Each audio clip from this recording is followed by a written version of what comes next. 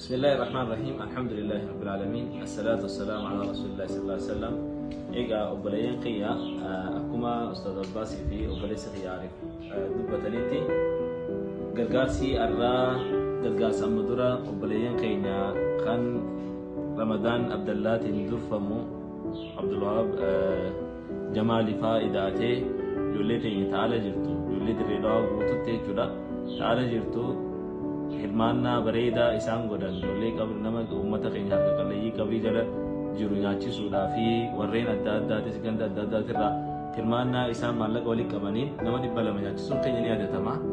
Maallaqa isaa irraa nu hafe amma dura isiniif beeksisnaa waan itti goonullee ilaalleet isiniif himna jennee waadaa akkuma isinii galleetti har'a hunnootii akkuma agartan kana warri maallaqa kana haqa godhatu obboleeyyan keenya ka hidhaa jiran maatii isaanii akka keenyatti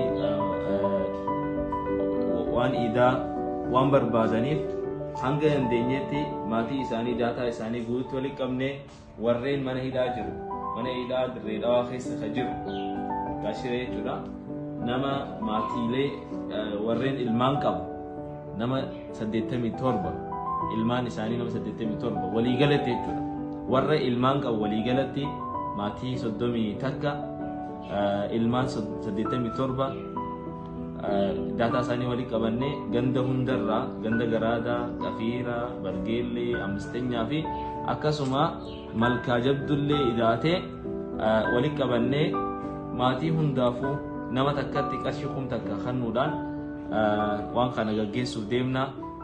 Bifa bareedaadhaan qophaa'ee jira. Akka agartan kun poostaaleen kun akka jirutti maatiidhaan taa'ee jira. Fakkeenyaaf amma as namni poostaan agartan kun maatii takka nama ilmaan 2 qabu jechuudha.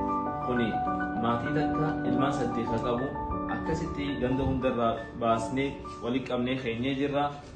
Wanni beekuu qabdan amaanaan teessan lafa hin buune amaanaan teessan bikkuma isin barbaaddan bikka isin niyyattan bikka isin kannataniif isinii deeyxee jirti.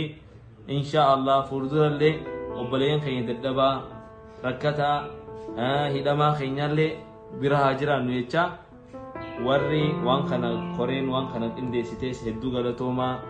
Warreen obboleeyyan keenya ka ala jirtan ka rakkoo tana agartanii nutti dirmattanis hedduu galatoomaa.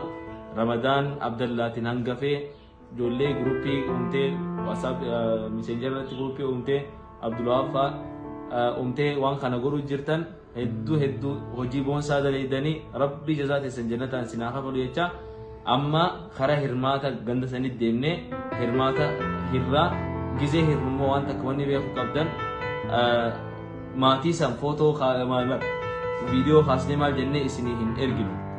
Kuni waan akkana gooneef moraalii maatii teenyaa tanallee eeguuf yaa moraalii akka moraalii isaanii tuqamne ijoollee teenya hidhaa jirtu eeguudhaaf kana waan ta'eef hundi keessanuu akka nu beeytan amaanaan teessan bikka geessee jirti.